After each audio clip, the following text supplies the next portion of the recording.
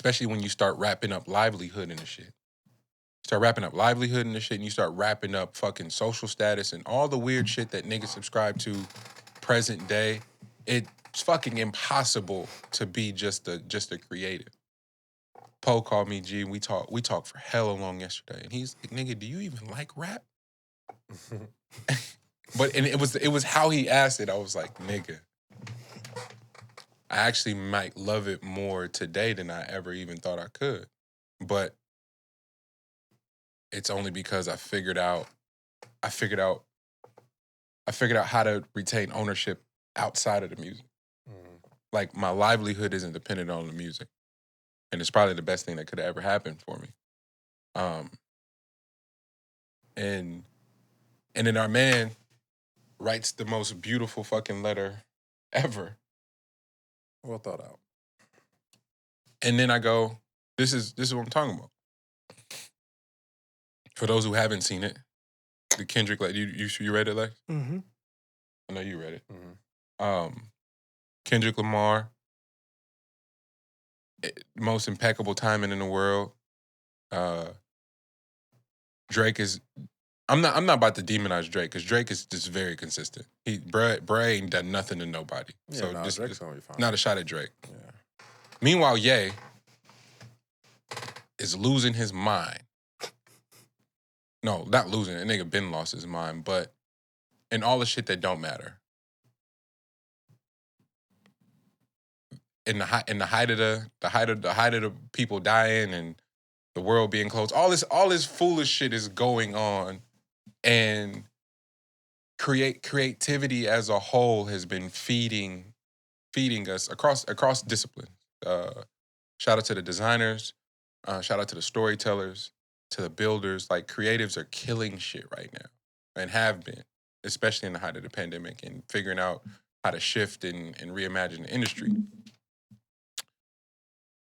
But albums and moments and experiences, bruh, whew, they still hold such a high value to me as a fan. This nigga Dot, watching these niggas go back and forth over release dates and trying to undermine each other, all the shit, and then he's like, all right. He submits the most human fucking possible letter you could possibly write on some human shit. And if any niggas got the green light to be on some larger than life shit, I don't know, man. I'm just gonna say it. I think if anybody, this nigga got a Pulitzer Prize, fam. That's fucking nuts. This nigga from Compton, that's a Raptor G, got a Pulitzer. That nigga made an album. His last album that he made can be played front or back. The thought that goes into that? What the fuck are you talking about? Regardless of the way that you listen to that motherfucker. So it doesn't matter like what you put out. How many people consider that you could do it that way? Like, Drake subscribed a while ago to playlists. Like, that's how he's gonna do his shit. Again, Drake, keep doing you, fam. For sure. Keep doing you. Yeah. Like, he changed shit over to playlists. Like, you know, like he saw that before it was gonna take place. So like, the playlist shit is he can put this step on that part to say that's he kind of adjusted the market a little bit for that. What were your? Should we read? I feel like we should read it. I feel like the context, because maybe everybody hasn't read it yet. I think that's hella important, and only because the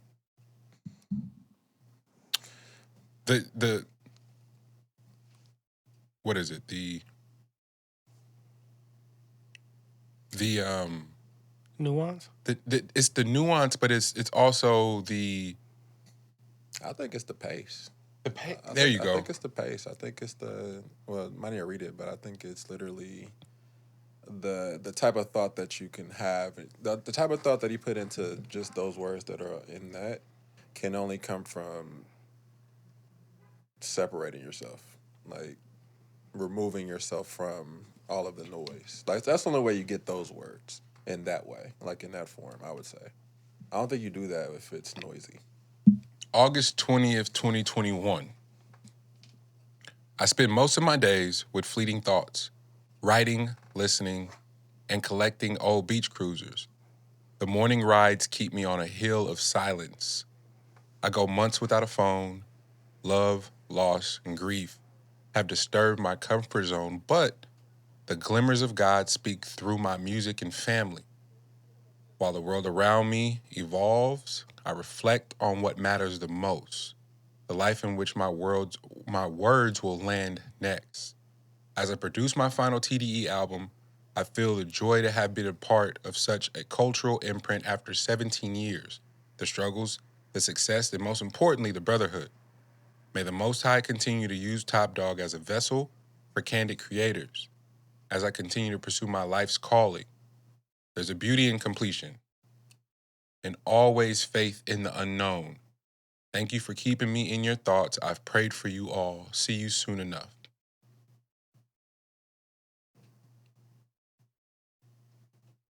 Yeah. You made To Pimp a Butterfly, my nigga. Don't talk to me like that. You want me to cry? What? You made Section 80, bro. Section fucking 80. Mm-hmm. Don't talk to me like that, my nigga. How are you so... Bro, please be spun out. Mm-hmm. Please be spun out. Like, nigga, act like Kanye. So this shit can make sense. That didn't make sense. Even if, let's say, wildest scenario, that's an act. Let's just say wildest scenario, that's an act. God damn, that's some great acting. If that's an act, that motherfucker, he might be the greatest actor alive. You see what I'm saying? So This it works both ways. You're like, all right, bro, okay. In order to feel halfway normal, because the rest of these niggas is so fucking spun out, I need you to be spun out. But then here you come on some like, there's beauty in completion? Who the fuck are you talking to? That's the part right there. That was a bar. Yeah. Because, and then I don't know if y'all got to watch Schoolboy's live last week. Yeah. I thought that was really beautiful too. He went live and played music and just talked shit. Like that, Isaiah Rashad's interviews. Oh, man. So you can see this coming. Zay's album. Zay's album, yeah. Mm-hmm. So you can see like this coming, of course. Kendrick's words, and like we anticipated, or at least I did, I don't know about everybody else, but like anticipated him maneuvering out of like TDE.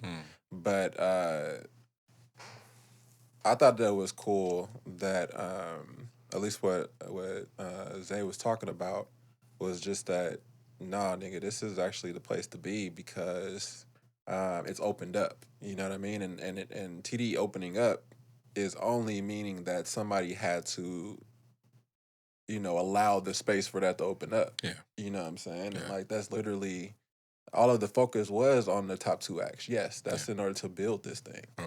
But niggas is larger than life at this point. So nigga, like move on and create more space for others. And it's no hard feeling. And I love what Top was talking about too, as far as like Tops was, man, bro, like that just lets you know that we probably don't have that. I mean we have that, of course, but like it's just a matter of just being that thorough from top to bottom. I mean, I thought that was just like, you know, it's hard to follow that up. You know what I mean? Like the level of everybody can't be that A1 across the board on all cylinders. You know, it made me think about Rockefeller. It made me think about Death Row. Cash Money. Cash Money. Oh my gosh.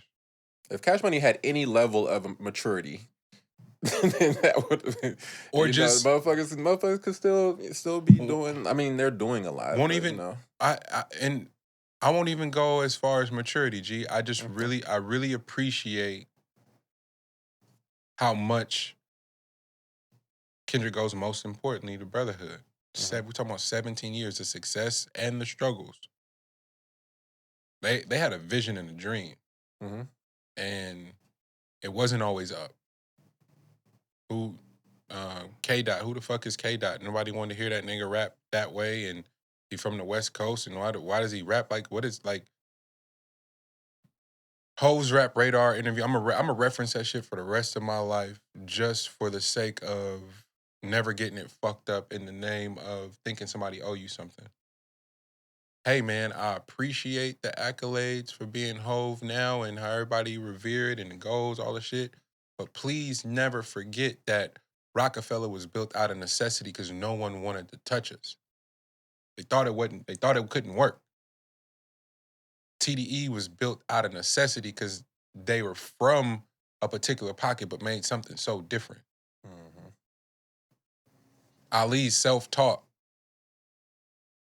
from community fucking playing football community college. But just was the nigga who knew how to make ringtones for niggas who had the chirps.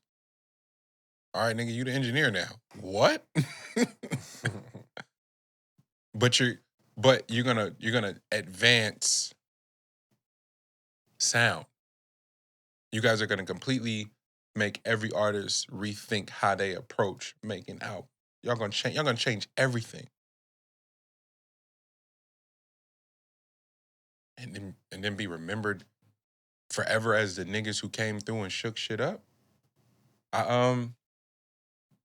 Friday got on the road G and just turned on Control System. Control. App. It's an amazing time. Then all right, and I'm listening to Control. Now I gotta listen to Habits and Contradiction. Damn, this album was crazy. Not a nigga in the game that don't respect that nigga. So then back to the point. I'm thinking about like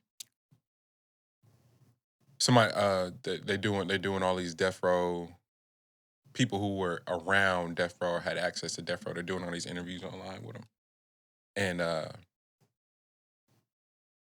the debate about who was bigger out of Snoop and Tupac comes up, and I get it. Revisionist history works one way. I remember Snoop coming on the scene. It's never been anything like that. I know we love Pac. Fucking Snoop was everywhere. Everywhere. Polarizing figure? Yeah, it's Pac all day. But in the height of the height, nigga, was bigger than Doggy Style. Coming off the Chronic. Coming off a deep cover. Come on, stop playing. Let's just stop. But you don't have to say this because it's not really a debate. They eventually ended up being part of the same crew.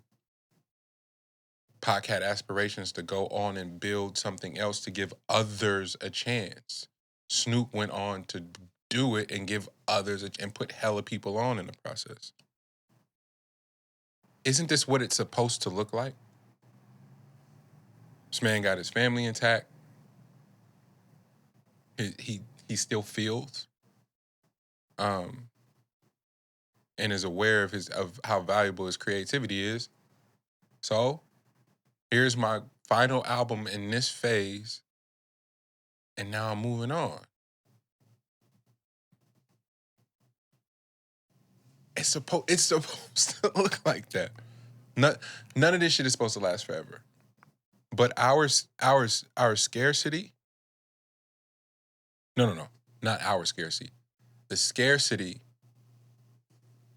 and how much of our decision making and processing, and especially our emotions, are filtered through the concept of scarcity, bro, is what has been limiting us forever. Yeah, it's a very healthy approach. It's also like factoring in like the level of trauma that we all have, that we constantly carry day in and day out, and not realizing that the more that you put on your plate, the more opportunity you have for triggers to be involved. So like, wait, say that again, G. Said that the fact that we all have trauma, and that the more that we constantly put on our plate has a better opportunity for to release different or present more for triggers. And us not knowing all of our triggers has us in these spun out moments, you know, and that's something that shit society feeds off of. You know, like that's the cancer that we have. Is just like when somebody's spun out, we put so many cameras on somebody that spun out that and they don't even realize it that this is what's transpiring. And the world is sucking you dry. And once you're done, like once and if that kills you, then we'll give our RIPs and move on to the next nigga. You know what I'm saying? And like and have the nerve to mourn you. Yeah. I mean, how the nerve to mourn you, you know, bring you up, profit off of you, all that stuff like that. You know, like all that stuff. It comes with the territory. Yeah. But for folks that are actually trying to actually realizing the amount of trauma that you have and knowing that these things are with you forever, you know, certain people, people are not coming back. You know, like you only have them this lifetime, and if you don't have them no more, then that shit sticks with you. So, like doing whatever you can to like just gather pieces of mind puts you in these type of situations. You know what I mean? Like it's really coming to the coming to the realization of like how much do you actually need in order to like, you know, be the best version of yourself. You know, how much do you actually need? You know, and how do you stay true to yourself? And it's just like if you put that in other people's hands, or you put that into like your support, into like the support that you have hands. You know, like if your support system is like your fans, then they gonna run you into the ground. If your support system is your label, they gonna run you into the ground. You know, like it's a matter of like really getting to like the gritty of like what it is for yourself. And I applaud bro for that shit. You know, like I mean we could see that shit, but like you know when that nigga when you ain't been around and you that big, like you. This man said that he go what Months without his phone. We can tell. Yeah. We can tell, my nigga. I need to go back to his phone and got 103 missed calls. But how do you feel? Easily. How do you feel if you're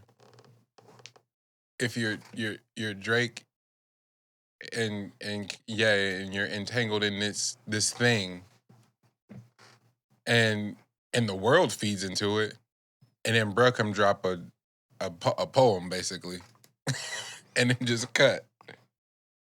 Oh, you hot? What? This nigga didn't even say nothing. Pissed. Exactly. Without realizing, it's the same thing with like the whole thing when DJ Khaled flipped out about Tyler the Creator. Yep. If you don't know, you don't know. Don't know. You know, like if you've been out here and you've been doing everything possible to stay relevant within the space of how it is today, because you think that's the way to go about things, and then this nigga does this, and he ain't been nowhere, nowhere to be found. And the music has a noticeable decline in the process. Like, yeah, it's Ye and Drake for fuck's sake. They're never gonna make bad anything. Like they're incapable of making anything bad. So it's never. Grandfathered in. Say it again. Grandfathered in. Yeah. Yeah, you grandfathered in, and you just dope. You just make dope shit. But the investment into the relevancy, to your point, has the music doing a downward slope. The thoughts are completed. The efforts aren't completed. Meanwhile, this nigga's away, not tapped into all that shit, and then damn can be as thoughtful as it is. You just said it. You can play it frontwards and backwards. And you know how hard that is to do? Frank Ocean is somewhere figuring out time signatures and having the math match up to the songs, and then you go, wait a minute, that's what? Like that's what he's spending his time doing. I don't know. It's so indicative of the world. We talking about everything that don't fucking matter, bro. Like, who cares, nigga? When either one of you niggas drop, y'all the two biggest artists ever. Just go focus. Not everybody can say that. Yeah, just go focus on the music. and give us the best possible effort. You in a dick measuring contest with the two niggas who probably should peace up and make shit together and take over the world. And who gives a shit? Honestly, at the end of the day, because Dot is about to come through and give us something that is gonna win him another fucking monumental prize because it's thoughtful. Yeah, they might want to put that shit out. Tuck your chain in, nigga. Yeah, you might want to just put your shit out. Because when the Reaper drop, when that nigga drop, yeah, you might want to just put your shit out now. Do we deserve artists like that?